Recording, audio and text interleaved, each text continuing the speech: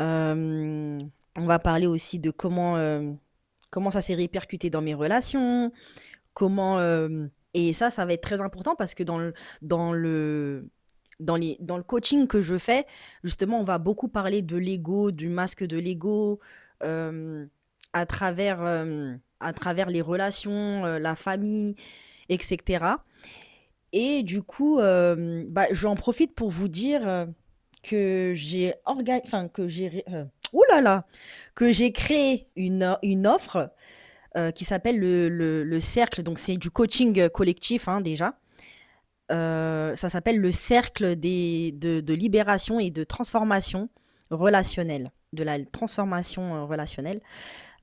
Du coup, on va évoquer justement bah, l'ego, en fait, comment il se répercute dans les relations. C'est pour ça que j'en profite pour vous faire cette petite offre. Et tout sera en barre d'infos. Je prendrai le temps de vous expliquer un peu plus. Restez connectés sur ma chaîne YouTube avec un petit short. Je vous expliquerai réellement ce que c'est en profondeur, ce cercle, ce coaching en plusieurs séances. Et je vous expliquerai également sur mes réseaux sociaux aussi, Instagram, restez connectés quoi. Je mettrai tout ça en barre d'infos. Voilà. Donc on va poursuivre. Donc le sommaire. Donc on va un peu parler des blessures, comment elles se répercutent dans les relations. Bah, ma famille, comment ils ont été avec moi, comment aussi. Enfin, il y a plusieurs blessures qui se sont créées à l'âge d'adolescence et ça c'est normal, je pense que c'est un peu tout le monde. C'est la période où justement soit les blessures vont se décupler et c'est là où on va vraiment voir comment comment l'ego en fait parce qu'il se construit comme je vous l'avais dit, il se construit réellement à partir de 7 ans. On peut dire même à partir de 3 ans. À partir de 3 ans, il y a des petites, comment dire, des petites particules de cet ego qui vont commencer à se façonner. Et c'est vraiment à l'adolescence que ça va vraiment avoir de grosses répercussions, que ça soit dans le relationnel, dans la relation mère-fils, père-fils, enfin, père-fils, je mets ça, voilà. Mais en généralité, mais je veux dire père-enfant, mère-enfant. Voilà, pas que fils, hein, bien évidemment. Et c'est vraiment à l'adolescence. Donc justement, on va aller voir ces aspects-là dans mon adolescence. Donc je vais vous plonger avec moi dans mon adolescence. On va voir l'aspect amoureux relationnel aussi. Amour aussi. J'avais un petit peu évoqué comme ça dans le premier épisode, enfin dans la première partie. Mais là, on va aller un peu plus approfondir. Voilà. Donc on commence. Alors, je vous avais expliqué que du coup, parce on avait commencé, en fait, la première partie, on avait commencé quand j'avais à peu près 7 ans, ouais, 7 ans, 8 ans. Après, on a un peu progressé jusqu'au collège. Et j'aimerais revenir sur la blessure du rejet. Donc moi, c'est clairement la blessure du rejet. Alors pourquoi c'est la blessure du rejet? On pourrait se dire, mais attends, mais ta mère, elle t'a abandonné, c'est la blessure d'abandon normalement. Eh bien, c'est là où la nuance se fait. Excusez-moi, j'ai éloigné mon micro. Mais c'est là où toute la nuance se fait. Alors, faut savoir que ma tante, quand elle me l'a annoncé, donc moi, en fait, quand je suis arrivée chez ma tante, donc là, aujourd'hui, j'ai un peu plus d'informations. Faut savoir que il y a peut-être 1 an ou 2 ans en arrière, je n'étais au courant de rien. Enfin, je n'étais pas au courant de rien, mais je veux dire, j'étais pas autant informée sur ces choses-là. Pourtant, c'est des questions que je me suis déjà posées et que j'ai déjà posées, mais j'avais pas plus d'informations que ça. Faut savoir que on veut pas trop on m'en parle pas trop. C'est un sujet qui est presque sensible. Et c'est dommage parce que ça fait partie de mon histoire et aujourd'hui je suis grande et, euh, et même à l'époque, à l'adolescence, je pense que j'étais légitime à poser ces questions et aussi à avoir des réponses. Bref, donc faut savoir que arrivé à mes 8 ans, mais c'était un petit peu avant, on va dire entre 6 ans, 7 ans, 8 ans, 6 ans, 7 ans. Et 6 ans, 7 ans, ma tante donc m'a fait asseoir sur le canapé. Et en fait, la façon comment elle m'a expliqué que j'ai été abandonnée, le fait qu'elle me dise ta mère ne te voulait pas, elle t'aimait pas, ça c'est des mots typiques de la blessure du rejet. Parce que la blessure du rejet, c'est vraiment de l'invalidation. On rejette, on ne veut pas. Or que l'abandon, c'est on ne peut pas. Je ne peux pas rester avec toi, je ne peux pas. Voilà, ça va être beaucoup on ne peut pas. Et je vous invite fortement à lire le livre Les 5 blessures de l'âme, que je ne me trompe pas, de Marie-Lise Labonté. Non, c'est pas Marie-Lise Labonté, qu'est-ce que je raconte? C'est de Lise Bourbeau. Marie-Lise Labonté, c'est l'autre. Enfin, je confonds tout le temps. Je sais pas pourquoi d'ailleurs. Donc, de Lise Bourbeau. Bourbeau, ouais, voilà.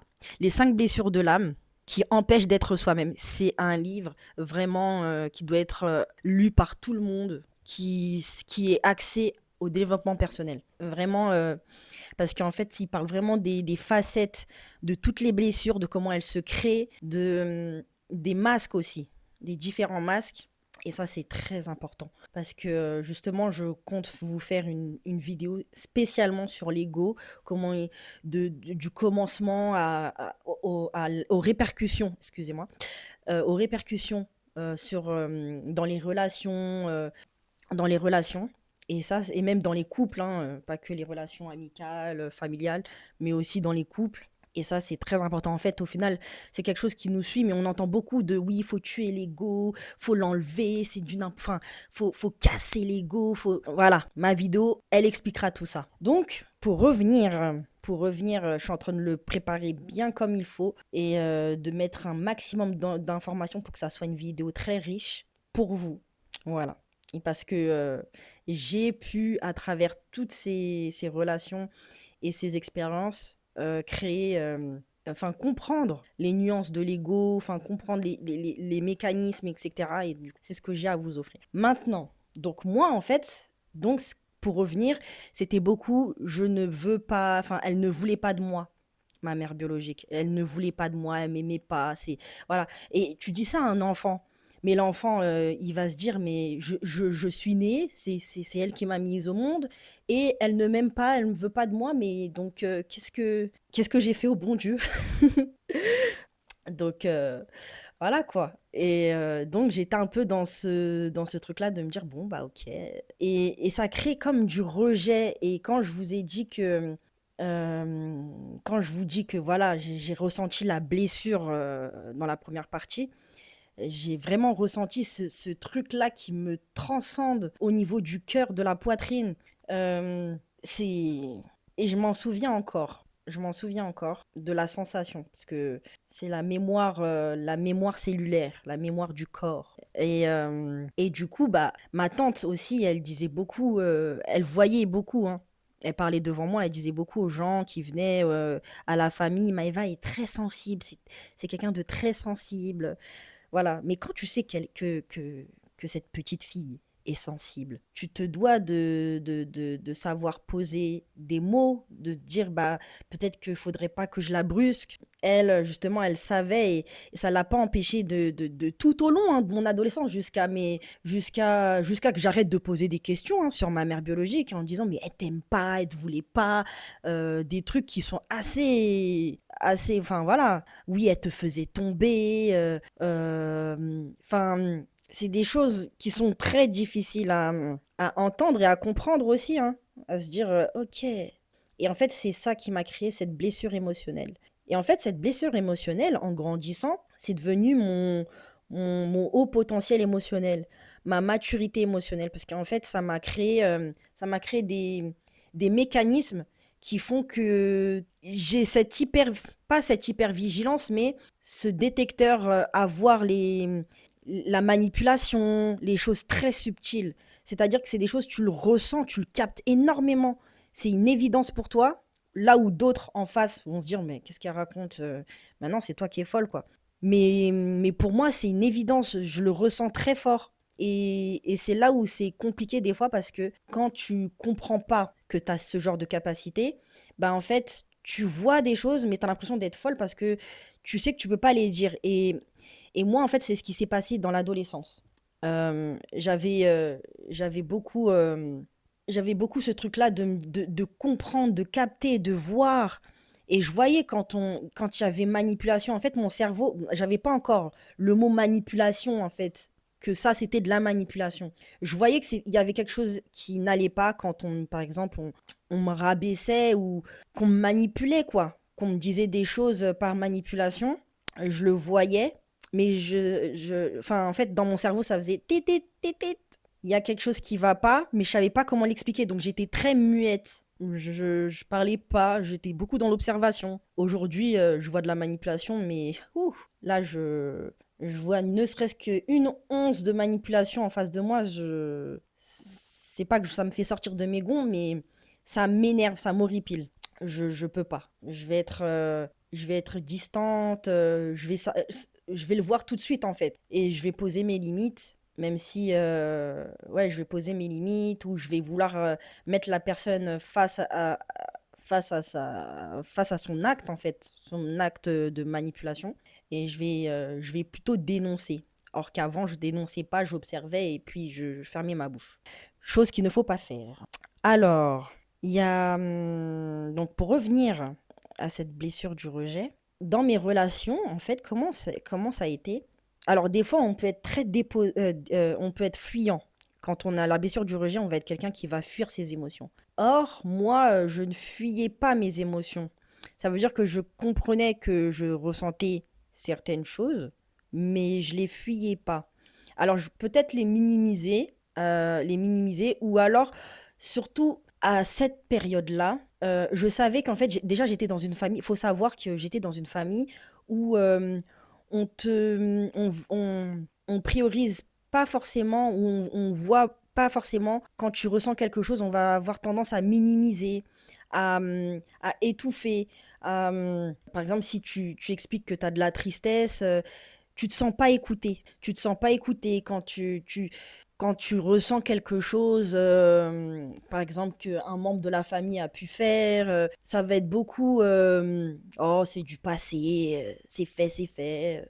Mais comme si ce que tu ressens ne compte pas. Et ça, je l'avais vu très tôt, très vite. Et c'est ce qui a fait que j'étais beaucoup dans l'observation. Et en fait, mon système interne a dû euh, se maturer tout seul. Se maturer tout seul. J'ai dû me savoir quand pleurer. Bah, c'est ce que je disais dans la toute première partie, donc le premier épisode, où j'ai dû vraiment savoir quand pleurer, quand je relâche, quand je garde, quand je montre rien. Parce qu'en fait, si je montrais une, une once de tristesse ou quelque chose, enfin, montrer que ça m'a touché, ce que la personne a dit ou a fait, euh, oui, tu fais la victime, comme si t'as pas le droit de pleurer, quoi. T'as pas le droit d'être triste, t'as pas le droit de pleurer. Donc, pour me protéger de ça, je gérais mon émotion. Ça veut dire que je faisais en sorte de pas la montrer. Et ça, je le contrôlais. C'était moi vraiment qui voulais ne pas montrer que j'étais triste, être en mode blackface, voilà, poker face, y a rien, il se passe rien. Et en gros, et des fois, enfin voilà, j'allais me retrouver dans ma chambre pour un peu pleurer, lâcher. Voilà. Mais c'était mon intimité, mon cocon émotionnel. Ma chambre, ah ouais. Et j'écrivais beaucoup aussi. J'écrivais beaucoup. Mais voilà. Donc, comment ça s'est répercuté? C'est que, du coup, comme j'avais cette blessure du rejet, mais cette blessure émotionnelle, dans mes relations, donc j'avais des copines, je connaissais un peu tout le monde, mais je crois que c'était que en surface. C'était pas des relations assez profondes. Alors, la seule relation qui était assez profonde, c'était qu'avec une personne. C'était avec une personne où vraiment, elle, j'ai pris le temps de lui expliquer toute ma vie, quoi, mes secrets, des choses que je vais vraiment observer la personne pour savoir si je peux lui raconter. Parce que je me disais que j'avais très vite compris à ce moment-là que je pouvais, enfin, qu'on pouvait me blesser, qu'on pouvait utiliser ça contre moi, qu'on pouvait penser que je fasse la victime, alors que non. Mais par contre, je suis légitime on parle beaucoup de légitimité.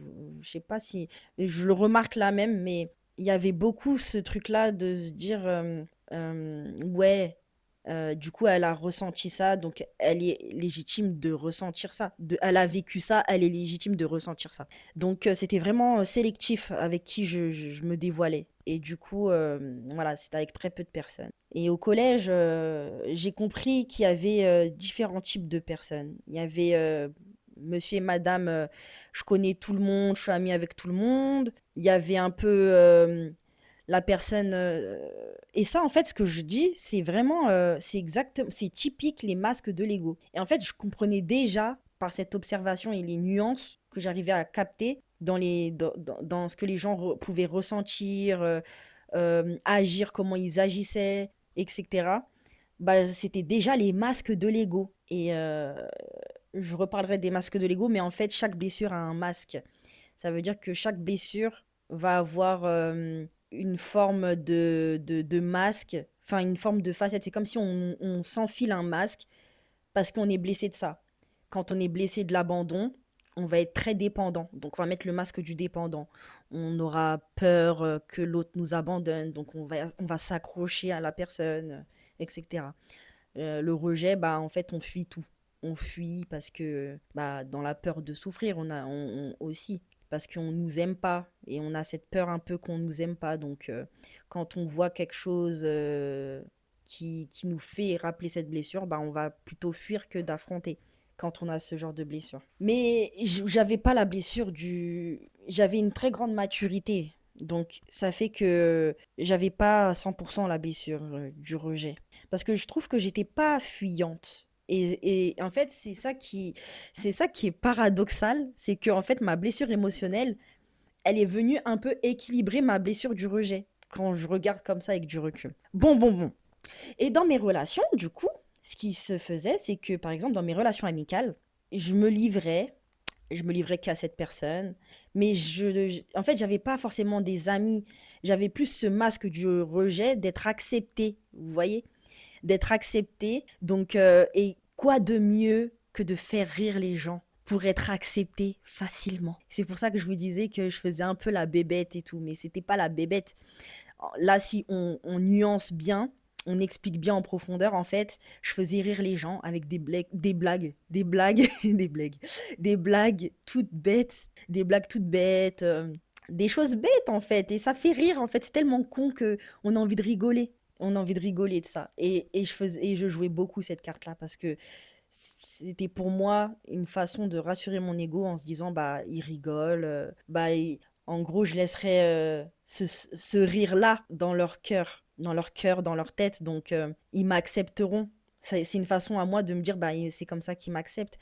Je souriais beaucoup, j'étais joviale, je faisais rire les gens, je me prenais pas la tête. Et au final, j'aimais plus être dehors, à l'extérieur, au collège, que chez moi où c'était un peu compliqué parce que la relation avec ma tante, c'était un peu tendu. Et en même temps, bah, il y avait plein, enfin, voilà, c'était assez tendu. Donc j'avais besoin de m'aérer, respirer avec les gens. Et c'était aussi là où je me sentais un peu plus acceptée, entre guillemets, vu qu'en fait, je montrais pas vraiment tout parce que si j'étais vraiment moi-même et que je me montrais tel que je suis, et ça revient tel que je suis, je me dis, bah, on va peut-être pas m'accepter, on va se dire, ah, mais elle est ringarde, elle est nulle, quoi. Et ça revient un peu à ma relation avec ma tante et ce que j'ai vécu. Parce que mon cerveau, quand il a compris, quand ma tante m'a dit, ok, ta mère, elle t'aimait pas, elle te voulait pas, elle te voulait pas. Bah moi, mon cerveau d'adolescent, il comprend. Bah j'étais comme je suis. Je suis venue comme je suis en étant bébé. Donc si je suis moi-même, bah en fait, on va pas tant m'aimer. On me voudra pas. On va me faire revivre ce que j'ai avec ma mère. Donc avec mes copines, donc filles, hein. Je pouvais avoir des copains garçons, mais je parle vraiment parce qu'en fait, c'est très intéressant. Parce que le rapport qu'on a avec notre mère en tant que fille, ça va se répercuter sur nos relations amicales filles. Bon, après, on va rentrer dans un débat de oui, il n'y a pas d'amitié fille-garçon. Ça, vous me le direz en commentaire si vous écoutez jusque-là. Moi, je suis pour l'amitié fille-garçon et j'y crois parce que justement, je vais en revenir tout à l'heure, mais j'ai eu beaucoup d'amis garçons. Entre guillemets. Voilà. Voilà, j'ai eu des amis garçons. Euh, donc voilà. ça s'est répercuté comme ça un peu la blessure du rejet. Donc, je faisais rire un peu tout le monde. C'était ma façon à moi de me faire accepter. Et donc là, c'est avec la jante féminine. Mais avec le côté masculin, avec les garçons, euh, donc faut savoir, et là, je vais parler vraiment en toute humilité, j'étais une belle fille. À l'adolescence, j'étais une belle fille. Hmm, J'avais les choses là où il fallait, voilà. Donc j'avais des formes, j'étais sportif, teint très ébène, teint ébène. J'avais des beaux cheveux. Bon, ça aussi, hein. Petite parenthèse, mais ouais, ma tante et mes cousines, comme elles ne savaient pas gérer mes cheveux afro, donc j'ai eu recours au défrisant. On est ensemble, les filles. Si vous êtes passées par là, on est ensemble. J'avais des putains de cheveux. Mais bon, enfin bref, on ferme la parenthèse. Et du coup, ouais, j'avais des beaux cheveux, défrisés. Des fois, je retrouvais ma nature, hein, et mes cheveux poussaient énormément. Avec les hormones, le sport que je faisais, franchement, ouais, ouais. J'étais une petite bebon à l'adolescence. Et ce qui fait que, forcément, j'attirais l'œil des garçons, sachant que pour être acceptée, enfin, c'est ce que mon cerveau comprenait, c'est que, en fait, les garçons, ils venaient vers moi, voilà, quand t'es ado, ça y est, tu vois une paire de fesses, une paire de seins, ça y est, ils sont en chaleur, enfin voilà. Donc, moi, j'avais des formes. Et il n'y a rien de mieux que, enfin, je mets vraiment des guillemets, hein, je nuance parce que je vous explique vraiment comment dans ma tête ça se construisait. Et je pense que il y a beaucoup de filles qui sont passées par là.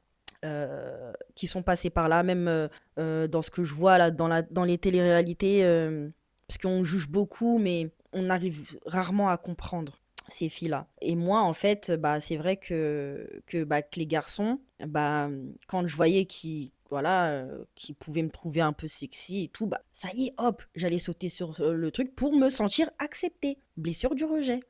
Comment elle se répercute avec les garçons, c'était je voulais me sentir acceptée. Quand je voyais qu'ils s'intéressaient un petit peu à moi, mais en vrai, c'était pas par rapport à moi vraiment, c'était par rapport à ce que je montre malheureusement, et je montrais un côté assez sexy, sulfureuse. Donc ouais, ça a attiré les garçons, mais pas les bons et pas forcément pour les bonnes choses. Et donc voilà comment s'est répercutée ma blessure du rejet dans cette adolescence. Alors après, avec ma famille, alors il y avait mes cousines, donc les filles de mes tantes, qui sont comme mes sœurs au final, vu que j'ai grandi, elles m'ont vu grandir et qu'on se considère comme des frères et sœurs. Il faut savoir que, alors, il y en avait une, c'était très... En fait, elle avait quelque chose un peu qu'elle avait pris de sa mère. Je dirais des mémoires transgénérationnelles.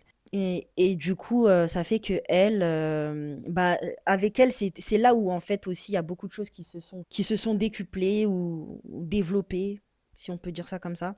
Alors elle, quand ça se passait très mal avec ma tante, j'allais dormir chez elle, sachant qu'elle a été mariée, elle avait ses enfants, ses deux enfants. Et je me sentais très bien parce que ça me permettait de m'aérer en fait, de sortir du contexte de ma chambre, ma tante, la pression, tout ça. L'étouffement aussi, beaucoup, l'étouffement. Et du coup, bah, elle était avec moi, en fait, c'est comme si, je pense elle me voyait. Elle voyait cette sensibilité, elle voyait, ma tante, c'est quelqu'un qui elle voyait ma sensibilité, mais c'est comme si ça la dérangeait. Ça la dérangeait. C'est comme si, avec elle, ma tante et avec elle, sa fille, avec qui j'allais souvent chez elle, je m'entendais un peu mieux. Je m'entendais un peu mieux, mais c'est des guillemets, hein.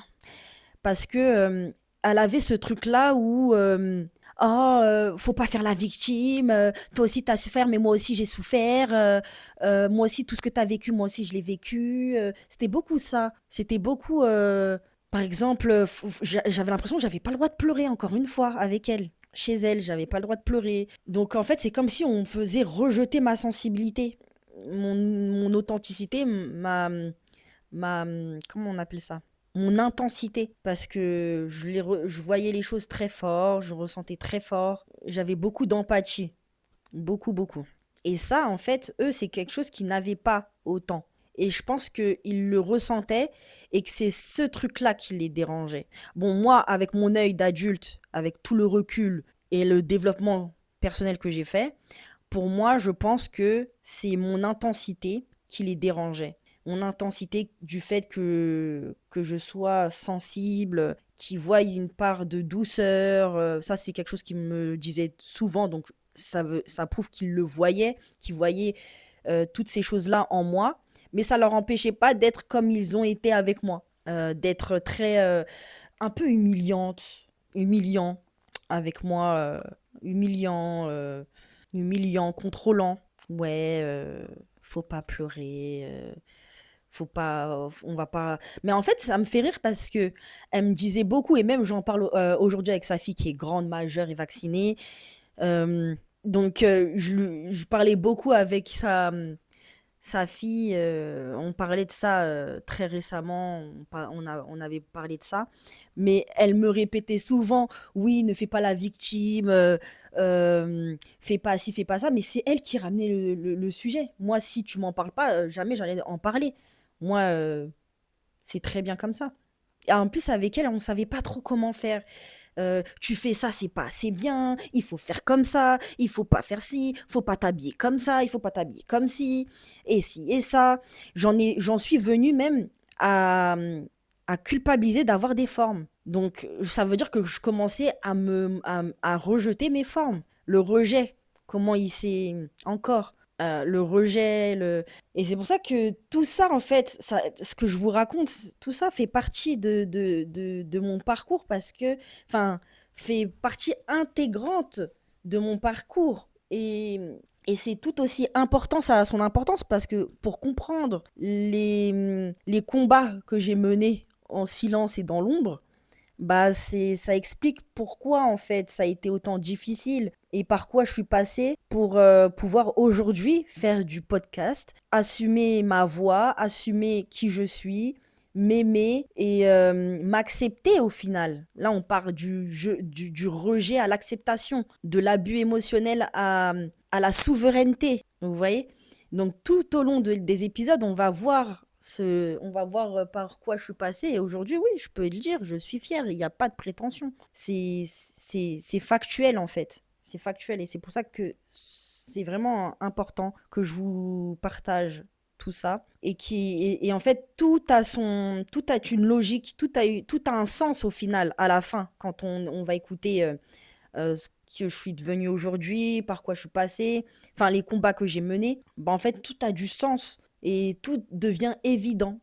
Et tout ça aussi, c'est pour vous inviter à faire pareil, à, à vous regarder, euh, à vous regarder en face, à regarder le petit être qui est en vous, donc votre enfant intérieur, cet adolescent, cet enfant intérieur qui a grandi, qui est devenu adolescent, qui est devenu adulte, qui est devenu des jeunes femmes, des jeunes hommes, et qui sont devenus même peut-être parents. Donc voilà, c'est tout aussi important. Et c'est ce que je voulais vous transmettre à travers cet épisode.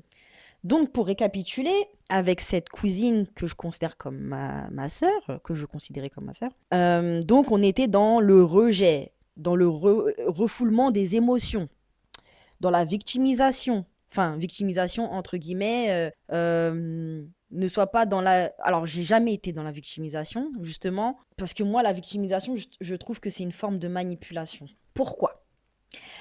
Parce que c'est les gens qui se victimisent, ils vont aller chercher de la pitié, une émotion, de la tristesse envers une personne parce que dans leur tête, ça sera une forme de pas de validation, mais une forme de elle s'intéresse à moi donc elle m'aime. Et ça c'est pour les gens qui ont très peu d'amour propre, qui ont très peu d'amour de soi, de l'estime de soi. Et du coup, ils vont se pas de l'amour propre. Alors je nuance mes propos, j'enlève ce propos mais qu'ils ont très peu d'estime de soi. Et du coup, ça fait que ils vont utiliser leur souffrance du passé. Et des fois, le problème, c'est que même quand on est dans cette forme de victimisation, on aura tendance par la suite à trouver du confort dans cette victimisation et à même normaliser le fait de se victimiser pour attiser la pitié de l'autre en face. Et le problème, c'est que quand tu attises la pitié en face, c'est comme si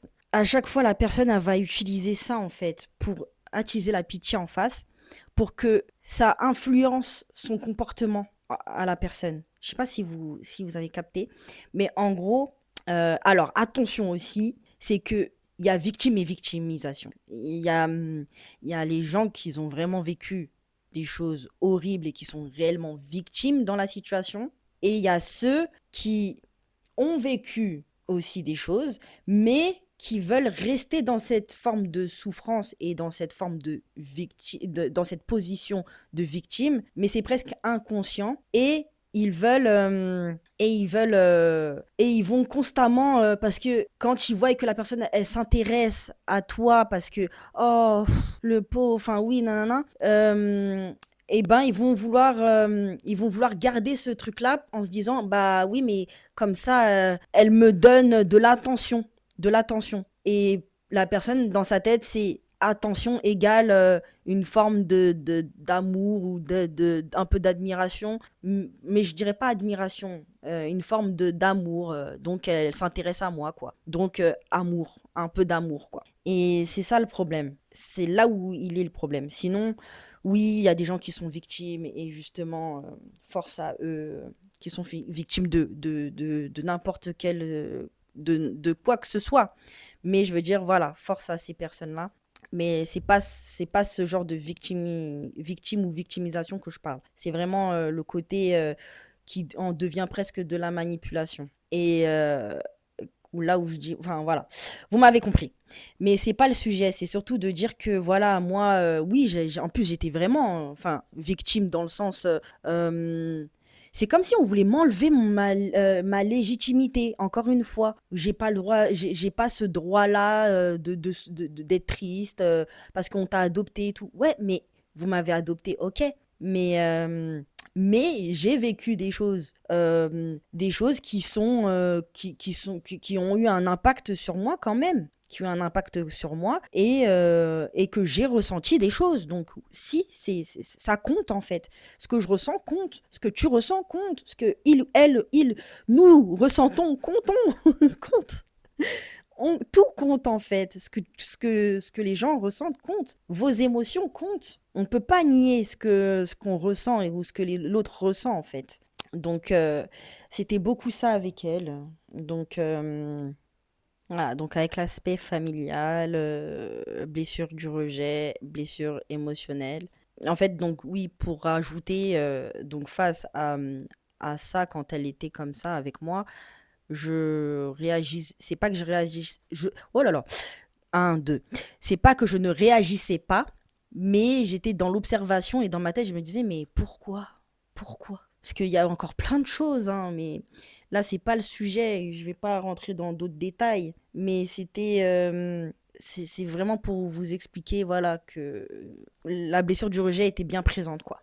Donc maintenant, on va poursuivre avec. Donc là, c'est une partie.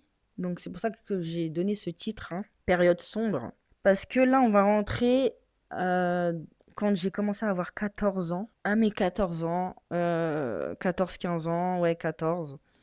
Donc je passe en quatrième. Donc sixième, cinquième, j'étais avec ma classe. Tout se passait bien. Je continuais à mettre mon masque du fuyant, entre guillemets.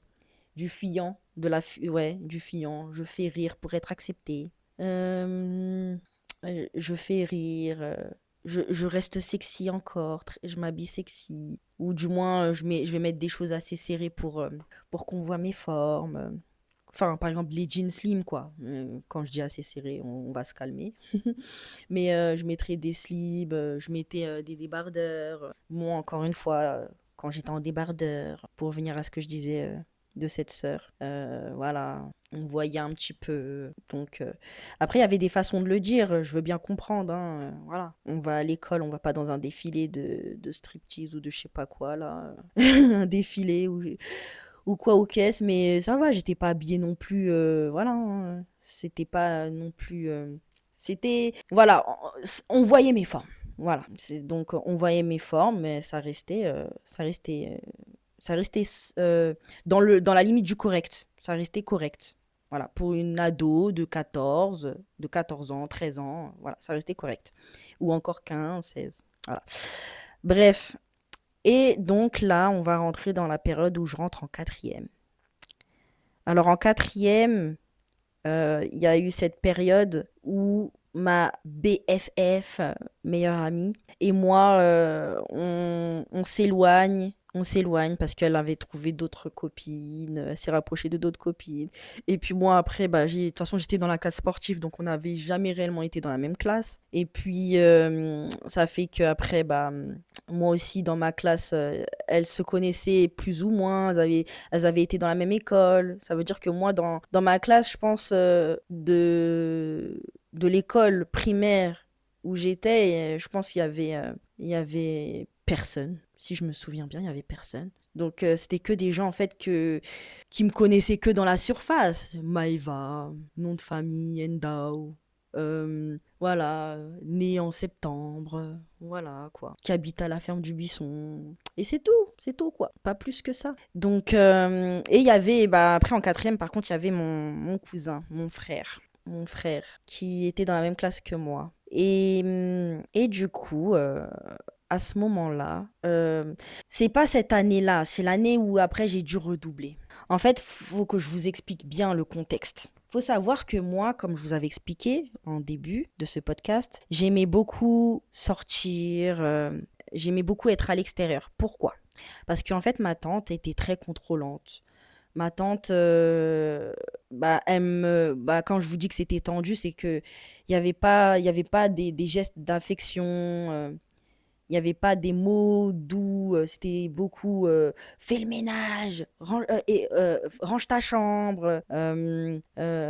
Après, en soi, vous allez me dire, c'est normal, mais moi, c'était beaucoup, beaucoup ça. Ça veut dire que même je pouvais être en train de faire mes devoirs, je devais faire le ménage le soir. Faire le ménage le soir dans le salon, la cuisine, alors qu'elle l'avait déjà fait. Enfin, j'ai envie de te dire, what? What the fuck? Je l'avais déjà fait. Ensuite, il y avait beaucoup ce truc-là où je pouvais pas, enfin, fallait pas dire un mot de travers. Et encore, quand je dis de travers, ça veut dire je me trompe dans un mot ou je sais pas. En fait, c'était comme, si vous voulez, c'est comme si elle se défoulait sur moi. Voilà, on va aller droit au but, on va parler français. C'est comme si elle se défoulait sur moi. Ça, c'est mon ressenti. Voilà, c'est mon ressenti. Pour elle, je peux comprendre et l'entendre qu'elle le voit différemment, mais mon ressenti aujourd'hui il compte. Et aujourd'hui, c'est mon ressenti qui est factuel, hein, qui est très factuel, et je n'étais pas la seule à le voir comme ça. Voilà. Donc, c'était comme si elle se défoulait sur moi, comme si elle défoulait sa douleur, ses souffrances sur moi, comme si je la dérangeais. Je la dérangeais, mais pourquoi? Alors que aujourd'hui, je peux vous le dire, mais à ce moment-là, je ne comprenais pas trop, je ne savais pas trop, mais c'est elle qui a fait en sorte de m'adopter, en fait. Il y a eu des signalements quand j'étais bébé, de ce que j'ai compris, parce qu'aujourd'hui j'ai pu voir mon dossier du tribunal d'adoption, et c'est elle qui a tout fait pour m'adopter quoi, pour avoir ma garde, voilà, pour avoir ma garde. Donc c'est ça qui est très très paradoxal. Bon, après je pense qu'elle prenait des médicaments, elle prenait énormément de médicaments, et je pense que les effets secondaires des médicaments avaient une répercussion sur son humeur. Et elle, c'est quelqu'un qui, quand elle se met en colère, voilà, elle me frappait beaucoup. Elle me frappait beaucoup pour des futilités. Des fois, il n'y avait pas lieu, hein, mais j'avais l'impression d'être un peu son défouloir. C'est mon ressenti, encore une fois. Et c'est factuel. Et je ne suis pas la seule à avoir vu ces choses-là. Donc, en fait, à force, je grandis, j'ai 14 ans, je grandis dans un milieu comme ça où tu peux pas trop exprimer tes émotions, faut tout le temps te cacher, contrôler. Tu te sens pas écouté, tu sens pas que tu peux avoir quelqu'un à qui parler pour poser tes questions. Parce que, en fait, ce qu'il faut retenir, c'est que aussi dans les 3 podcasts que j'ai faits, je ne parle très peu de mon père. Et oui, parce qu'il était absent. Donc là, je vous explique le contexte. Encore une fois, ça fait partie de ça. Mon père absent. Quand je dis absent, je peux dire que je le voyais, mais je pourrais compter en une année de le voir, allez, une fois, 2 fois. Ça m'est arrivé de le voir un peu plus souvent, mais et encore. Mais c'était une période où je le voyais très peu, mon père. À part quand bah, on a dû un peu l'héberger. Donc ma tante l'avait hébergé, donc ça fait que bah, là j'avais l'occasion de le voir. Et encore, mon père c'est quelqu'un qui est très extérieur, très les amis, il se prend pas la tête. Bon après lui aussi là il a son vécu. Mais quand même, quand tu sais que tu as un enfant, au bout d'un moment, il faut prendre ta part de responsabilité. Surtout que quand je vois dans le dossier et que toi-même tu me dis yeux dans les yeux que toi tu voulais de cet enfant, mais que ma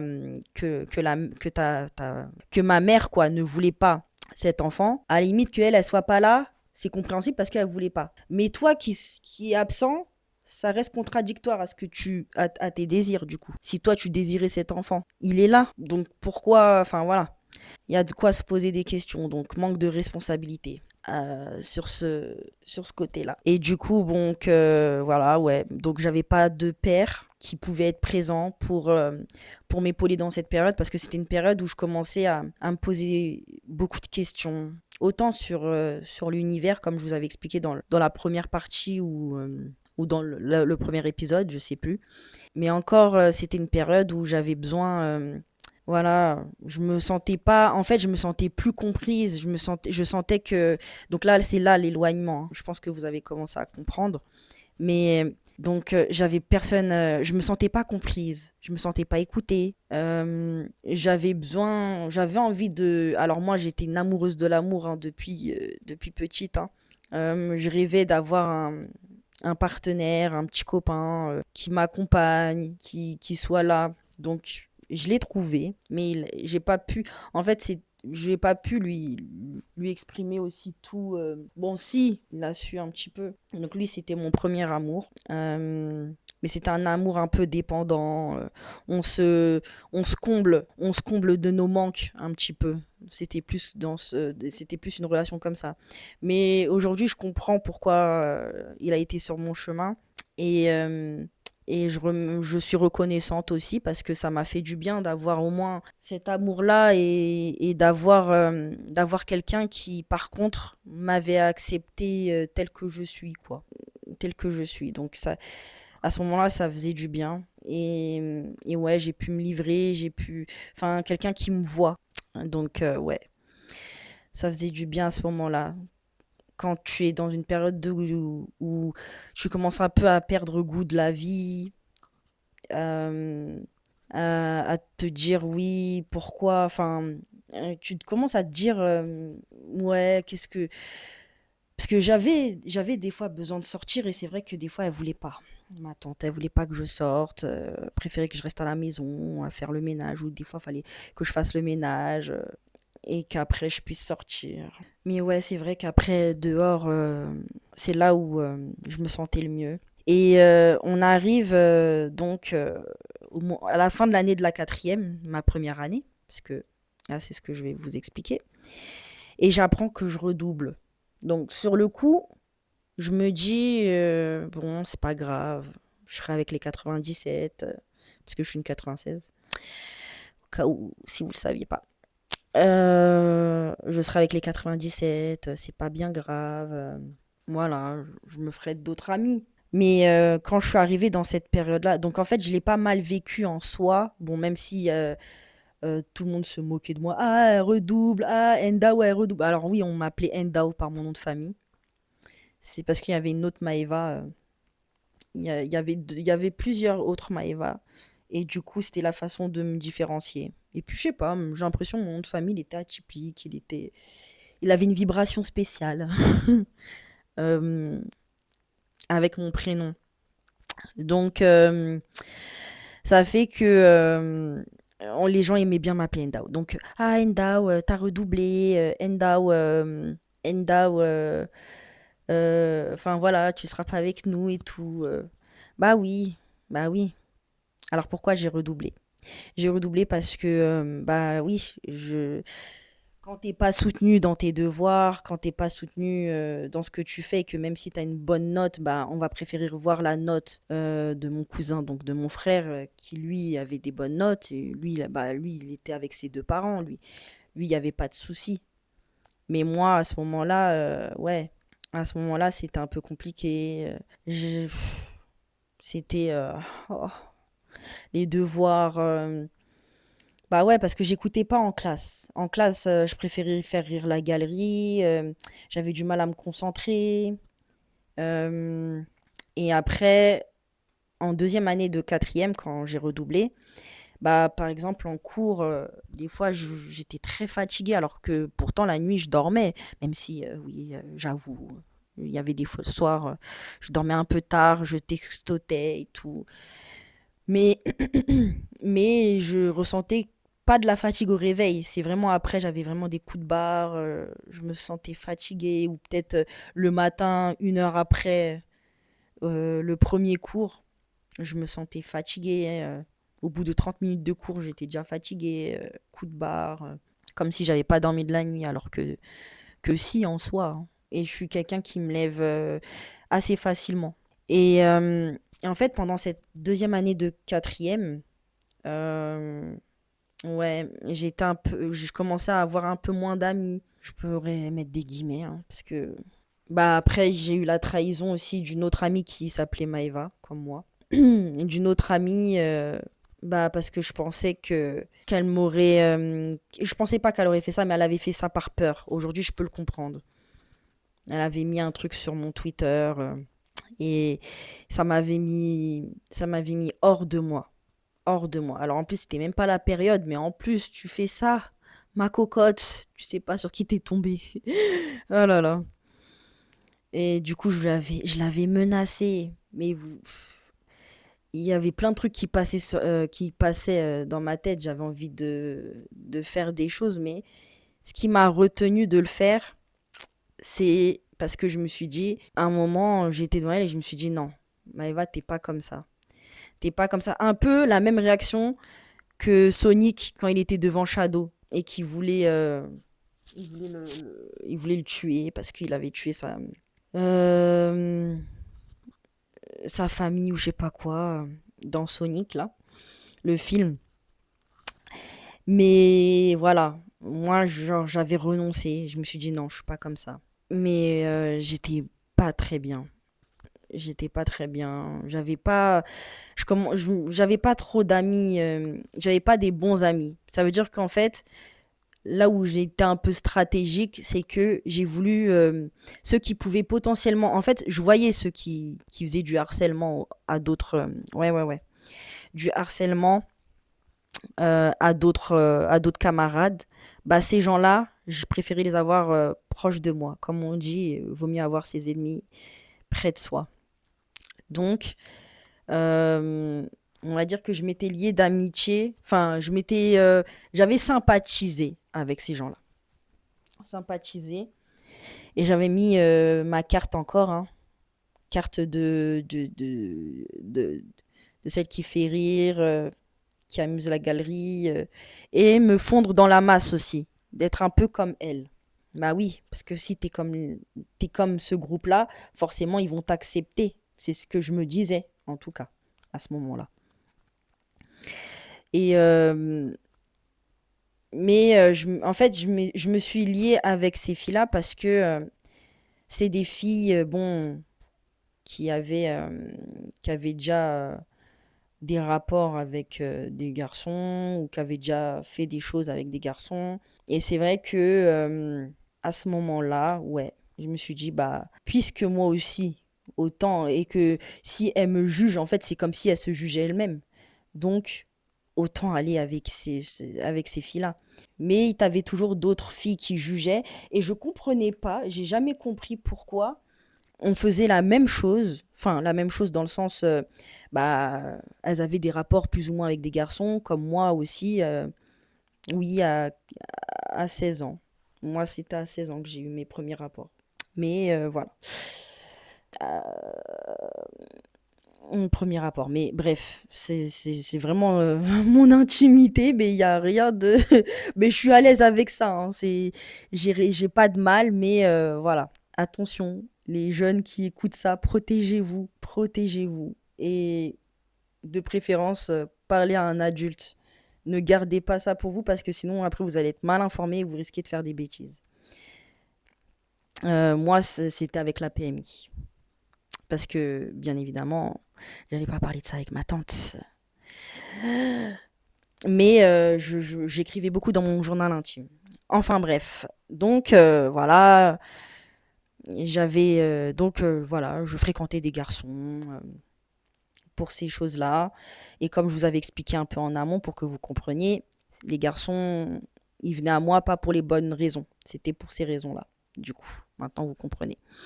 Et du coup, c'est ce qui fait que euh, bah, je me suis liée d'amitié avec des gens qui étaient un peu comme moi, du coup. Qui étaient un peu comme moi, au final, qui vivaient un peu la même chose que moi. Moi, je l'avais compris.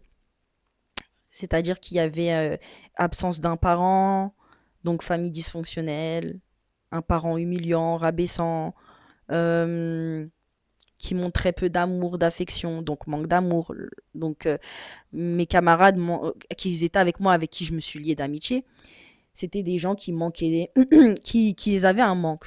Et lequel manque d'amour, manque de reconnaissance, manque de validation, de valorisation.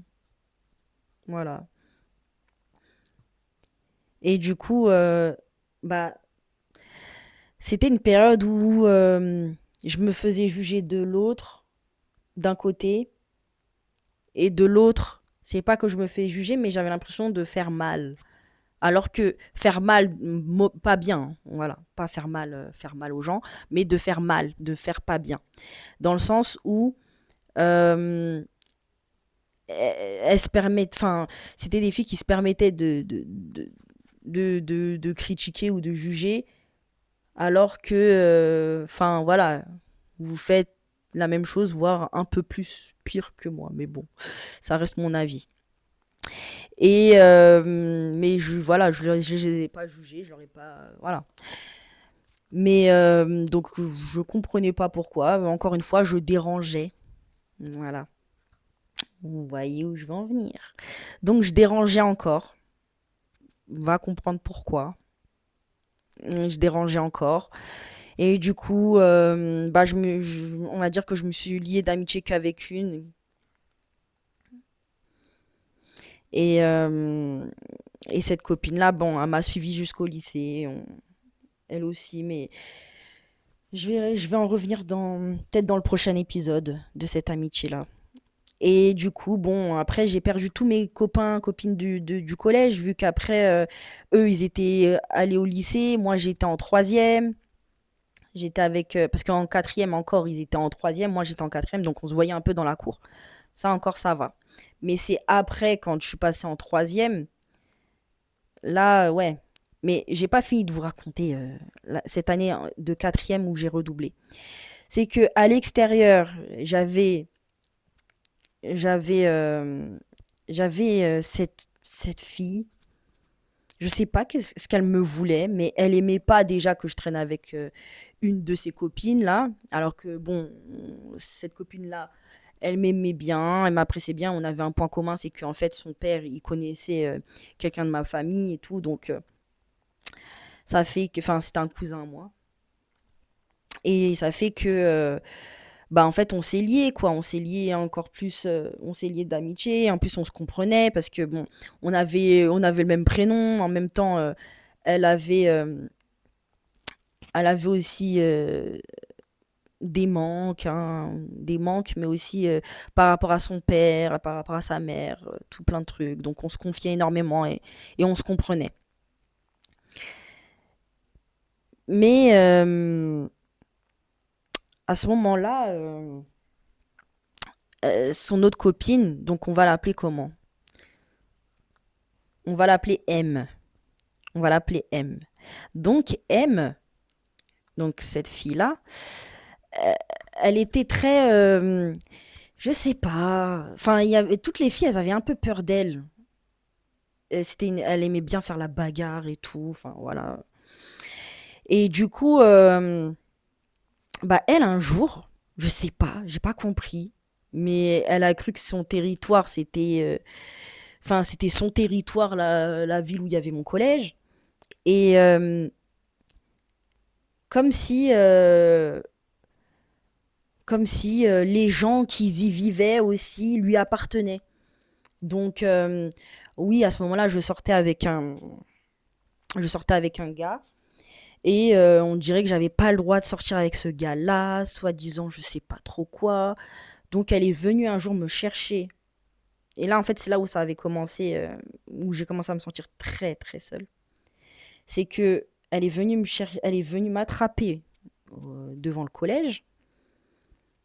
Et là, je vous épargne les détails de ce qu'elle m'a fait. Mais et je suis rentrée parce qu'il y avait tout le collège hein, qui était au courant de cette bagarre. Je me suis pas battue, hein. C'est elle qui m'avait attrapée. Elle était venue, en plus, elle se bat jamais seule. Elle ramène sa clique. Donc ils étaient au moins 5 sur moi. Déjà, c'est même pas équitable. Déjà.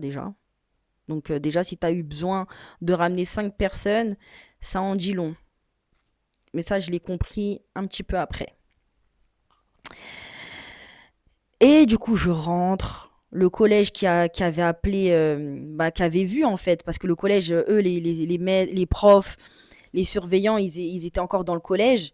Ils sont pas sortis devant, parce qu'après, on m'avait traîné jusqu'à un peu derrière, donc on voyait, et on n'était plus dans l'axe du collège, donc les surveillants, ils pouvaient plus rien faire parce que ça reste en dehors.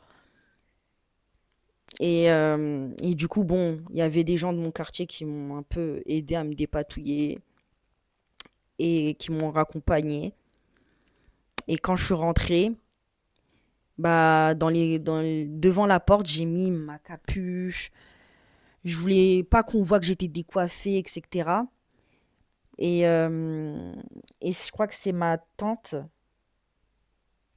qui m'a, qui a appelé, enfin, qui me dit quoi? Qui me dit oui, le collège. Non, c'est pas ma tante. Parce que je me remémore en fait de ce moment-là. Et en fait, ma tante m'appelle au salon et me dit oui, le collège a appelé, apparemment, tu te serais battue, je sais pas quoi. Et moi, je dis non, non, je me suis pas battue. Parce qu'en fait, je me suis dit, ouais, je vais dire que je me suis battue, mais est-ce que je vais avoir le soutien émotionnel à ce moment-là? Parce que les raisons pour lesquelles elles m'ont frappé, ces filles-là, je vais le dire clairement, en fait, ces filles-là m'ont frappé parce que j'étais soi-disant une PUTE.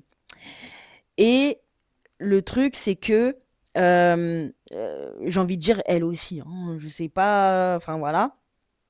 Et qu'elle voulait pas, enfin, j'ai jamais eu les raisons, mais je pense elles avaient des envies, vous savez, des envies de frapper, de voilà.